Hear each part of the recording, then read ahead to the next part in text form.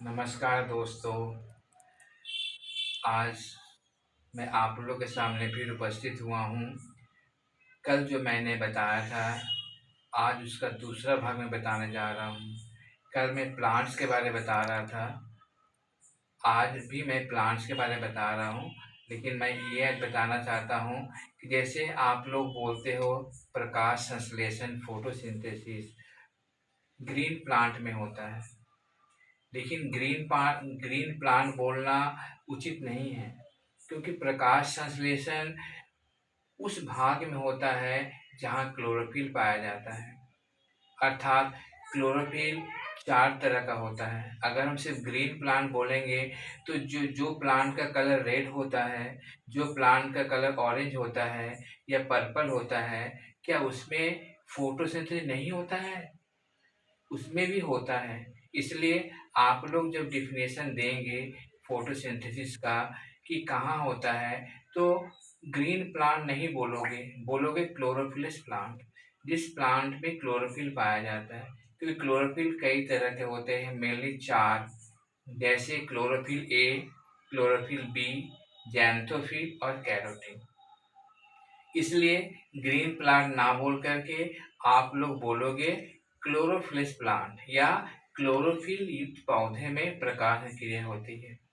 यह क्रिया पौधे में कहाँ पे होती है? तो ये होती है पत्तियों में। कहाँ? तो मेसोफिल ऊतक में। मेसोफिल ऊतक कहाँ है? तो क्लोरोप्लास्ट में। यानी पत्तियों के क्लोरोप्लास्ट के मेसोफिल ऊतक में यह क्रिया संपन्न होती है। अब मैं आपको ये बताना चाहता हूँ कि पेड़ पौधे यानी प्लांट कई तरह के होते हैं, मेनली 2 तरह के। जैसे एक होता है ऑटोफाइट, दूसरा होता है हेट्रोफाइट। ऑटोफाइट का मतलब होता है स्वपोषी पौधा और हेट्रोफाइट का मतलब होता है परपोषी पौधा। स्वपोषी यानी ऑटोफाइट प्लांट का मतलब होता है वह पौधा जो अपना भोजन स्वयं तैयार करता है, और हेट्रोफाइट का मतलब होता है वह पौधा जो अपना भोजन स्वयं तैयार नहीं करता, वह दूसरे पर आश्रित होता है। जैसे ऑटोफाइट प्लांट में आपको आ जाएगा, ऐसे हुआ पीपल का पेड़, जितने भी क्लोरोफिलस प्लांट हैं वो सारे ऑटोफाइट हैं। अब हेट्रोफाइट प्लांट भी कई तरह के होते हैं।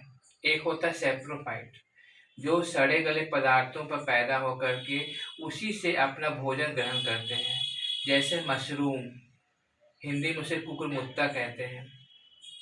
दूसरा होता है आपका, एक होता है एपीफाइटिक प्लांट, जिसको वायवी पौधा कहते हैं।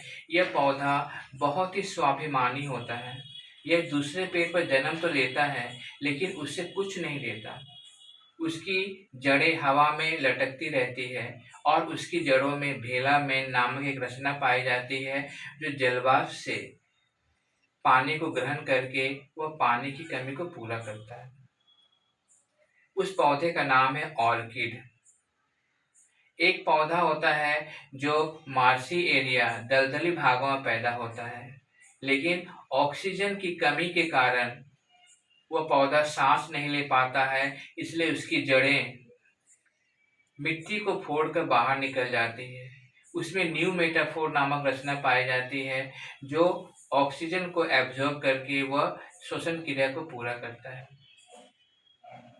एक पौधा होता है अमरलता, जिसे कुशकुटा कहते हैं। वह दूसरे पौधे पर जन्म लेता है और उन्हीं से अपना भोजन ग्रहण करके वो जीवित रहता है। तो इससे देखा जाता है पौधे कई तरह के होते हैं। अर्थात पौधे हम लोग अपने आसपास देखते हैं, वह कई तरह के होते हैं, उनसे कई फायदे भी हैं। अतः मैं आप लोग को ये बताना चाहता हूँ कि पेड़ पौधे के बारे में जानना बहुत जरूरी है, और क्योंकि पेड़ हमारा परम मित्र है, उसे बचाना, उसकी सुरक्षा का ध्यान रखना ये हमारा कर्तव्य है। तो प्रकाश संश्लेषण मैंने बताया, तो प्रकाश संश्लेषण में अब सवाल उठता है कि क्या वह भी हम लोगों के तरह सांस लेते हैं? हाँ, पेड़ पौधे भी सांस लेते हैं, क्योंकि पेड़ पौधे में जीवन होता है। यह हमारे महान वैज्ञानिक जगदीश चंद्र बोस जी ने इसको सिद्ध करके दिखाया। पेड़ पौधे भी सांस लेते हैं और सांस लेने के समय वे ऑक्सीजन ही लेते हैं। इसलिए तो कहा जाता है कि रात के समय पेड़ पौधों के नीचे या आसपास नहीं सोना चाहिए, बैठना चाहिए, बल्कि ठीक इसका उल्टा दिन के समय हमें पेड़ पौधे के पास रहना चाहिए या सोना चाहिए, क्योंकि रात में वो ऑक्सीजन को एब्जॉर्ब करता है और CO2 को छोड़ता है। इसलिए पेड़ पौधे भी सजीवों की तरह सांस लेते हैं, रिप्रोडक्शन करते हैं, वे भोजन ग्रहण करते हैं, इसी उनमें वृद्धि होती है, वह भी महसूस करते हैं। आप लोगों ने सुना होगा, देखा होगा, एक पौधा जिसको छूते ही वह मुरझा जाता है, उसको कहते हैं लज्जावती। कुछ पौधे ऐसे भी होते हैं जो नाइट्रोजन की कमी के कारण नाइट्रोजन को पूरा करने के लिए वो कीड़े मकोड़े को खाते हैं।